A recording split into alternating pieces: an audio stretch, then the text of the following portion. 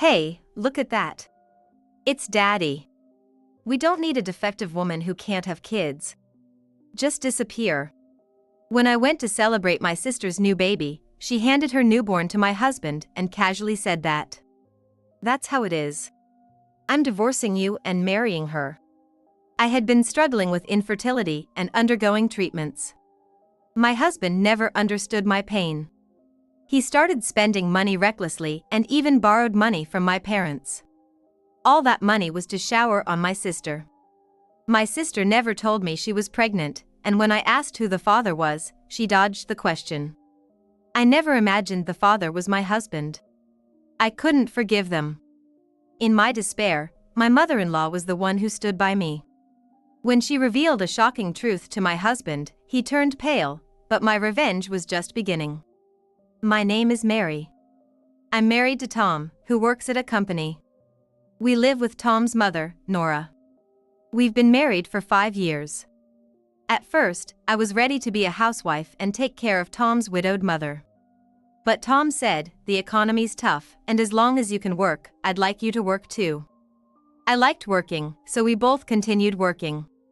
Tom and I often had disagreements due to our busy schedules, leading to petty arguments.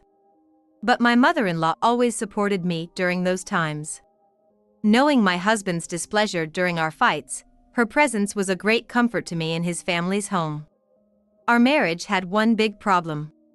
Even after 5 years, we still hadn't been able to have children. Hey, I'm thinking of going to the hospital again on our next day off. I stopped my chores and spoke to Tom, who was lying on the living room sofa watching TV. I had been undergoing infertility treatments in between work and house chores. But without much success. Oh, is that so? I have work that day. Tom responded without looking away from the TV. I know, but can't you make some time? I want you to get tested at least once. You know I can't just take off work like that. You go to the hospital by yourself. My husband turned up the TV volume with a sour expression. He was always like this. Even though I was struggling with not being able to have kids, he acted like he didn't care at all. Infertility was supposed to be our problem as a couple. Tom, Mary always goes to the hospital by herself. I know you're busy with work, but just go with her once. This is a problem for both of you. My mother-in-law said, trying to reason with him. Once again, she came to my rescue. Fine, you women stick together. I'll go, okay? Tom grumbled, turning off the TV roughly and stomping out of the living room. I didn't like his attitude, but at least, thanks to my mother-in-law, we were finally going to the hospital together. Still, I wondered why he was so reluctant to go. Was work really the only reason? Even on the day of the appointment, Tom seemed irritated. He tapped his fingers on the steering wheel while we waited at traffic lights and didn't say a word to me. I wanted to ask why he was in such a bad mood, but I was scared it would make him refuse to go to the hospital. So, I stayed silent, hoping the tests would go smoothly. The tests went without a hitch, and we were just waiting for the results. Tom, however, started getting ready to leave as soon as the tests were done. Wait a minute!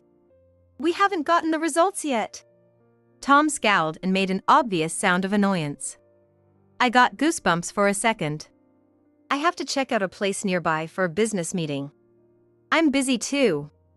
I came this far, isn't that enough? You get the results by yourself. But also, go borrow some money for that business meeting. I'll give it to you when I get back. Bye. He tossed his wallet at me and left the waiting room with big strides. Left alone, I clenched my fists and bit my lip. Why was he so indifferent? I was beyond angry, I was devastated. I felt like an idiot, worrying and suffering all by myself. Looking at the wallet he threw at me, I thought, again. For the past 3 years, Tom had been withdrawing large sums of money from our joint account every month, using business meetings and drinks with colleagues as excuses. Even with both of us working, withdrawing money every month was hitting our finances hard. During those times, my husband always told me to borrow money from my parents. My father ran a business.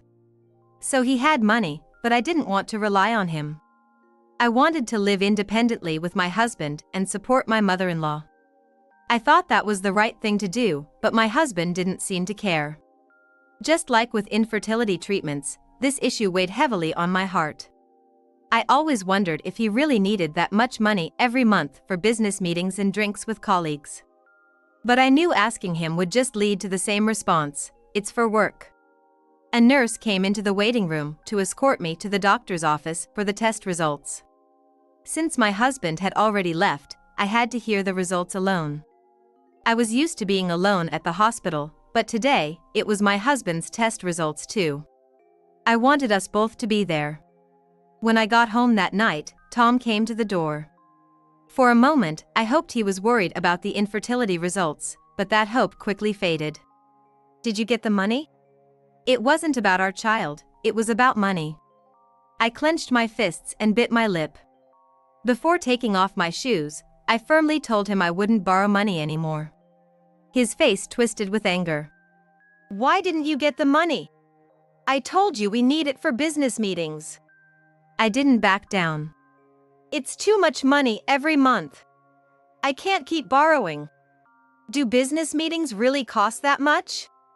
"It's my job. It can't be helped." "Again? You always say the same thing. I've never heard of a job like that.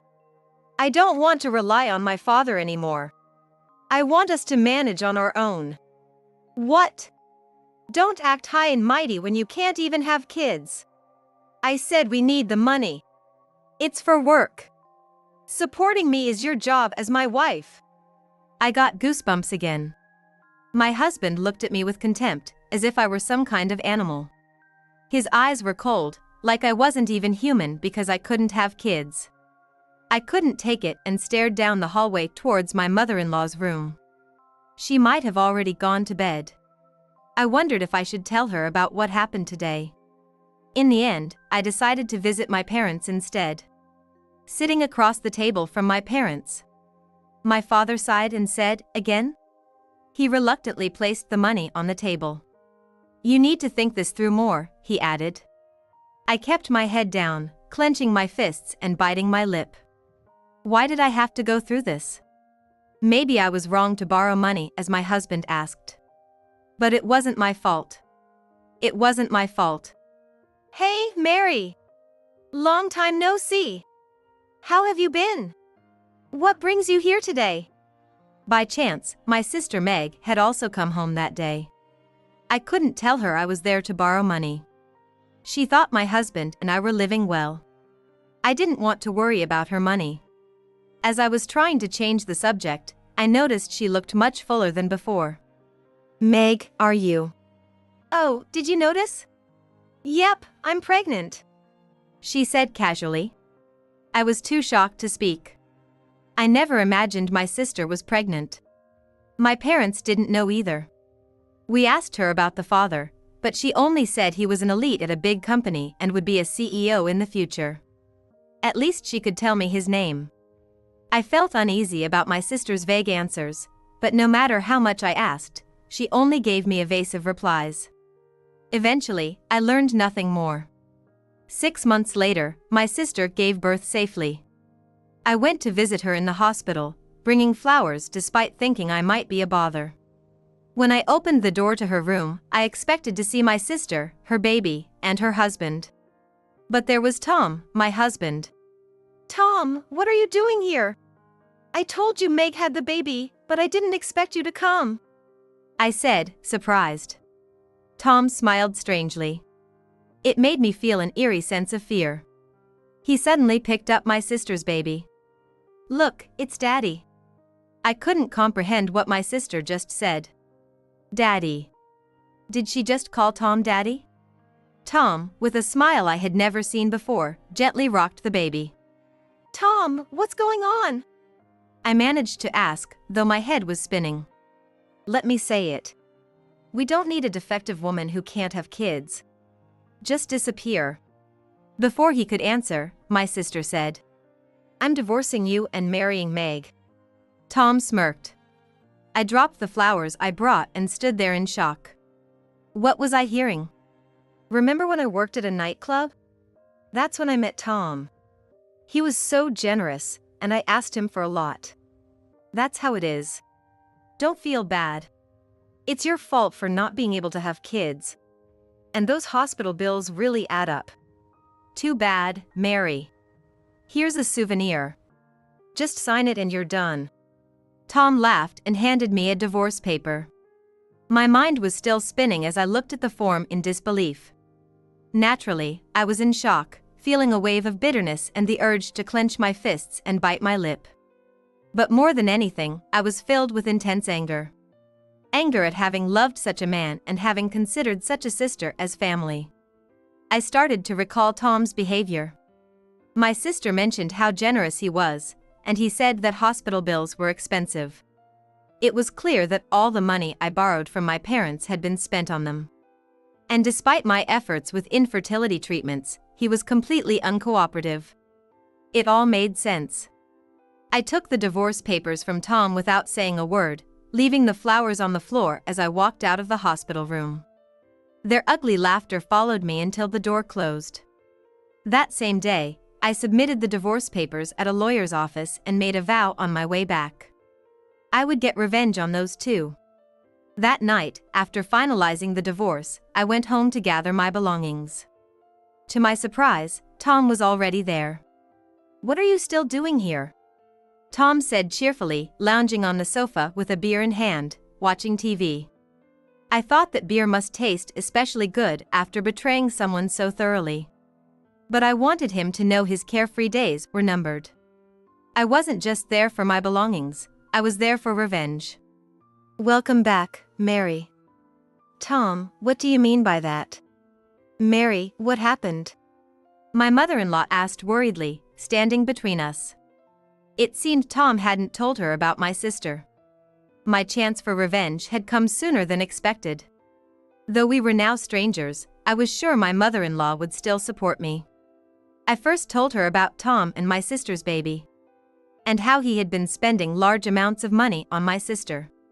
I explained how I had to borrow money from my parents to cover it. My mother-in-law was understandably shocked. "Tom, aren't you ashamed of what you've done? How could you be so shameless? You've even caused trouble for Mary's family. Your father would be so heartbroken if he were alive." She scolded Tom fiercely and cried. It was no wonder. He truly was a foolish son, wasn't he? But Tom just laughed, his expression unchanged. "What are you talking about, Mom? Now you can finally see your grandkid. Isn't that great? If I'd stayed with this woman, it never would have happened. She's a defective woman who can't have kids." He took a swig of his beer, looking pleased with himself. His words were so cruel that anyone else would have burst into tears. But they didn't affect me at all. Seeing his lack of remorse, I realized it was time to reveal the secret I'd been keeping. This was my chance for revenge. I was about to speak when I met my mother-in-law's eyes. She gave me a small nod. I understood her intention and decided to let her handle it. Since we were already strangers and he looked down on me so much, I thought hearing it from his own mother would be more effective. It would likely have a greater impact and fulfill my revenge better than if I told him myself. "Actually, Tom, there's something we've been keeping from you. You're the one who can't have kids."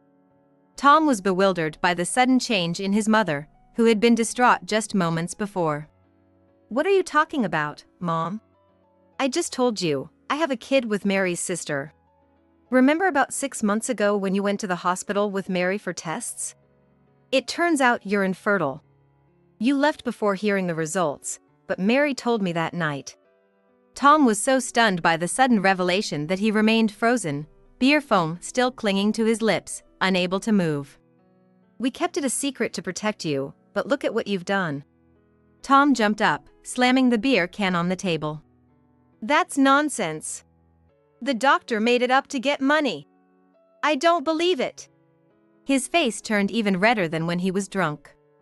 I remained calm and said, "Then let's visit other hospitals and check." "Fine. I'll prove you wrong, you defective woman." A few days later, we went to another hospital. And the results were the same. Tom was infertile. Tom froze, beer foam still on his lips, unable to move. "We kept it a secret to protect you, but look at what you've done," she continued. Tom jumped up, slamming the beer can on the table. Tom sat in the hospital waiting room, unable to hide his confusion, and then, to my surprise, he suddenly started crying. I thought nothing could faze me anymore, but this did. Inside, though, I was thinking, serves you right. My tightly clenched fists turned into a victorious gesture, and I felt the tension in my bitten lip relax. But my revenge wasn't over yet. After all the humiliation I endured, I needed to make them suffer more. I still had another card to play. Tom, realizing the baby wasn't his, stopped crying and stormed into the hospital where my sister was staying. I followed, ready for more revenge and to witness the scene. "Meg, what the hell is going on? Isn't that baby ours? Have you been lying to me all this time?" Tom yelled as he burst into the room, his anger palpable. My sister, looking confused, sat up in bed. I stood behind, watching with satisfaction. The baby, unaware of the chaos, slept peacefully in the small crib beside her. "What are you talking about? How did I lie to you?" Meg stammered, clearly bewildered. Seeing Tom too angry to make sense, I decided to explain. "Wait, what? That's impossible. This is definitely your child, Tom. The test must be wrong." Meg insisted desperately, pointing at the sleeping baby. "Shut up. I don't believe you. Tell me, whose baby is this?" Tom shouted, pointing at the baby. His rage was so intense that no amount of denial from Meg would calm him down. "You're awful, Mary. Just because you can't have children, you're doing this to me? Do you hold a grudge against me?" Meg finally turned on me, making me scoff. How could she say that? But this was just the beginning. I had something else prepared for my revenge. "Can you still say that after seeing this?" I said calmly, handing her a piece of paper. Meg frowned as she took it. It was a report from a private investigator. "I had you investigated. It turns out you have another man you're living with, a so-called YouTuber. He's the real father, isn't he?" I scattered the report and photos of my sister with the other man across her bed. Meg's face went pale, and she looked like she might pass out. Tom picked up the photos and, filled with rage, threw them at her. "You've been planning this from the start. You tricked me and had a baby with this guy. Was I just a cash cow to you? I did everything for you, and it was all for this guy?" Meg, cornered, couldn't speak for a moment. Then, suddenly, she glared at us with a defiant smile on her face. "So what if you were a cash cow? At the bar, you always ordered the most expensive drinks and bragged about being an elite with a high salary and a future CEO. I was with you for the money. What else did you have to offer?" She spilled everything. Watching it, I couldn't help but think how foolish she was. Tom, speechless, stared at the photos of Meg with another man. He looked pitiful. Deceived by someone who showed no remorse. But I had no sympathy for him. I still had another card to play. Too bad. This man never had any money. All the money he spent came from me, working hard and borrowing to support his lifestyle. I spoke coldly, full of years of pent-up resentment. "Shut up. You have no right to talk to me like that. I don't want to see your face. Get out of here." Tom screamed, his face red with anger. He was beyond pathetic, revealing his true, ugly self. Thinking he shouldn't continue his disgraceful behavior in the hospital, I decided to play my final card. I discreetly sent a message on my phone. Shortly after, Tom's phone rang. I smiled. I watched his face turn from red to pale as he answered. "What's wrong?" I knew what the call was about, but I asked anyway just for fun. "I've been transferred to a rural area. Starting next month." Seeing the pitiful man, lost in thought, I mentally did a victory pose. It worked. I had sent a message to my father earlier. It turns out that the company Tom works for has my father as its largest shareholder. I had asked my dad to have Tom's boss call him with the transfer news at this precise moment. Betraying me had put Tom in a precarious position, and now I could deliver the final blow. I usually don't like to rely on my father, but this time I made an exception. And he agreed. For his daughter's sake. "This is all your fault, Meg. If you hadn't lied, I wouldn't have left her. I wouldn't have been transferred either." He was beyond pitiful now, more pathetic than ever. "Oh, please. You lied to me too, pretending to be rich. I wouldn't have dated you if you weren't. Your face isn't even my type." Meg shot back, just as foolish as ever. The two of them started a loud argument in the hospital room, waking the baby, who began to cry. A nurse rushed in and scolded them both harshly. Watching them shrink under the nurse's reprimand, I felt a sense of satisfaction. It was no different from when my mother-in-law or my parents scolded them. My revenge was complete. Finally, I glanced at the crying baby and thought, maybe you're the real victim here, and left the hospital with a small smile. Even after all this, Tom continued his disgraceful behavior. He tried to get back with me, claiming that the baby wasn't his and that since we couldn't have children, it wasn't really cheating. But I had secretly recorded our conversation in the hospital. Tom, now transferred and drowning in debt, couldn't rely on me anymore and turned to Meg for help. But Meg wasn't going to support him. After being discharged from the hospital, she disappeared with the so-called YouTuber. Betrayed and desperate for revenge, Tom became a stalker, obsessively showing up wherever Meg posted on social media. Unable to tolerate Tom's stalking, the so-called YouTuber left my sister and the newborn baby behind and disappeared. I don't know what happened to Tom and my sister after that. With all the trouble she caused, my parents had already disowned her, and she never returned home. As for me, a new chapter in my life began. I unexpectedly started a relationship with a man I met through a hiking group. We first met on a mountain, and I was drawn to his cheerful smile and positive attitude. Our friendship grew into something more, and eventually, he proposed to me. After getting married, we were blessed with twins, who are now growing up healthy and strong. Our life as a family of 4 is filled with happiness and fulfillment, making my previous loneliness and anxiety feel like a distant memory. I truly feel happy now.